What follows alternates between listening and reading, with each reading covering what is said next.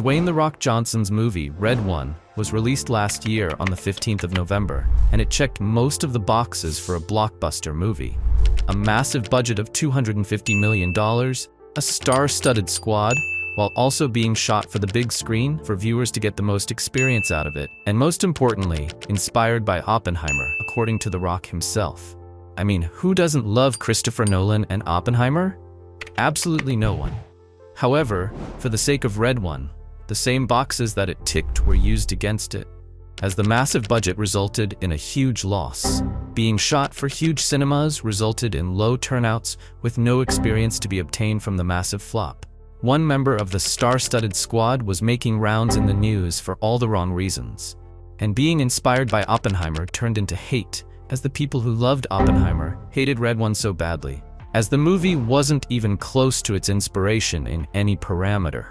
It even gets weirder when you get to know that this is just the tip of the iceberg, and that the movie was doomed to fail from the moment they started shooting.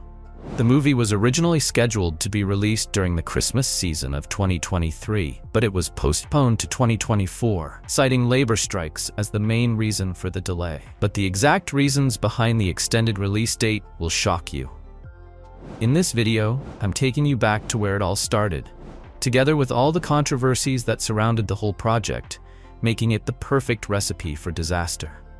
During the filming phase on the 30th of April, The Wrap published a report detailing the behind-the-scenes behavior of the 52-year-old actor, and it wasn't anything close to good.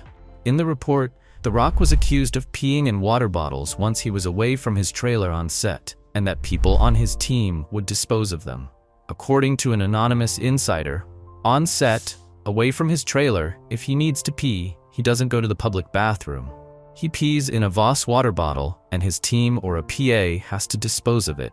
However, this wasn't new to his fans who were familiar with the actor's unhygienic behavior, because in 2017, The Rock himself posted a video to his Instagram that actually included a bottle of pee. I want to show you a brand new colorway for the Rock Delta training shoes. This is called Desert Sand. It's a badass color, never seen before on the market in a training shoe. And I just realized you just saw my big bottle of pee. Look. In 2021, when he was asked about the habit on Esquire's Explain This, he admitted and doubled down on his disturbing behavior, stating, "It's not a water bottle that I've actually purchased solely for water that you wash and clean when you're done using it. These are just bottles that I'm no longer using," Johnson said. "Usually the gyms that I work out in don't have a bathroom because they're the iron paradise. There's no bathroom there. They're just hot, sweaty, and dirty." Johnson added that he usually stays pretty hydrated throughout the day, which is why he has to break out the bottle.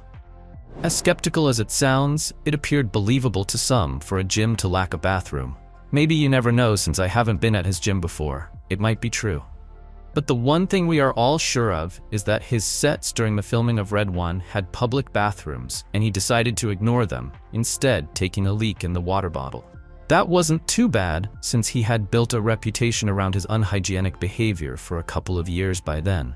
But having someone from your team or your PA dispose of it, it's absurd. When he was promoting the movie in an interview with GQ, he admitted that the pee incidents actually happened during filming. What makes the pee incident weirder is the fact that The Rock has been partnering with Voss Water for some time. In 2019, he claimed that he acquired a stake in the company, also acknowledging his new role as a strategic advisor. He stated, "I'm looking forward to delivering new innovations that have meaningful health benefits for you and your families." And this makes me wonder if these are the innovations he was talking about, because these are nothing close to being healthy. Insiders that reported to The Wrap cited that Johnson's behavior of peeing in bottles was a means of saving time, which led to comments such as, "So he's constantly late, but is time conscious enough to pee in a bottle to save time?" The report also noted that the 52-year-old actor wasn't good when it came to keeping time, with one insider stating being chronically late was Johnson's only consistency. Insiders who had worked with Dwayne on different projects such as Rampage and Red Notice prior to Red One alleged that his lateness has always affected production. Despite one calling his lateness a control thing, another condemned Johnson's refusal to work more than a 4 or 5 hour day. And this comes in contrary to another claim, where the actor is accused of being late on an average of 7 to 8 hours per day. And this got me thinking, how can a man who refuses to work for more than 4 to 5 hours come in 7 to 8 hours late? How much time is really left for shooting? As you have guessed it, nothing. 0 hours. As such, incidents led to him missing several entire days of shooting, hence pushing the release date for the project further. Remember, Red One was supposed to come out in 2023, but it was released a whole year later. These incidents didn't just cost them time, but cost them money too, with insiders alleging that The Rock's unprofessional behavior had cost production an additional $50 million, skyrocketing the total budget to over $250 million. One insider described the situation as a disaster, while another stated, "Dwayne truly doesn't give a fuck," as on the days he didn't show up at all, the production crew was forced to shoot around him. The Rock admitted to coming in late on set during an interview with GQ. Yeah, that happens too. But not that amount, by the way. That was a bananas amount.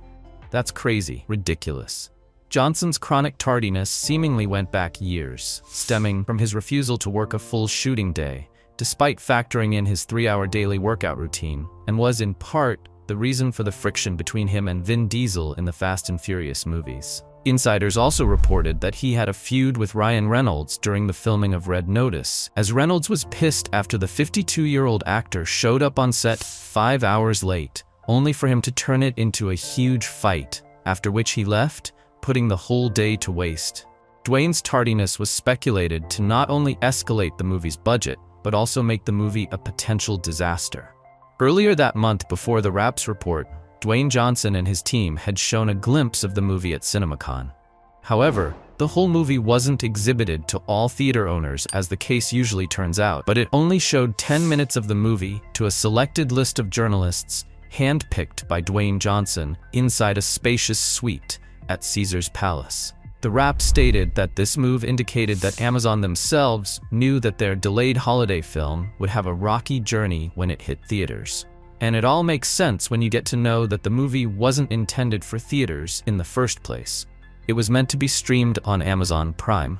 During promotions for the movie, Dwayne Johnson sat down with IMAX and explained how the whole concept of the movie shifted. Johnson said he was midway through shooting Red One when he got a chance to watch Oppenheimer on a big screen. And that's when he decided that his movie also deserved a similar reception. But he forgot one major thing. He wasn't Christopher Nolan. He even went further and asked where Chris usually sits when he screens his movies, and that's where he sat. This thing, Red One on this screen, with this technology, it's gonna be game over. Indeed, it was game over, but not in the way he had anticipated. In comparison, Oppenheimer made $82 million on its opening weekend against a $100 million budget, while Red One made $32 million on its opening weekend against a $250 million budget. Wow, what an inspiration. Even up to this point, I can't believe that Red One cost more than Oppenheimer to produce. In fact, more than double its budget. Changing his vision for the movie from streaming to a theatrical release meant that they had to spend more time filming, even possibly reshooting some of the already shot scenes, since the project was already halfway. This also ballooned the movie's budget high up in the sky, making it difficult to recoup the investment.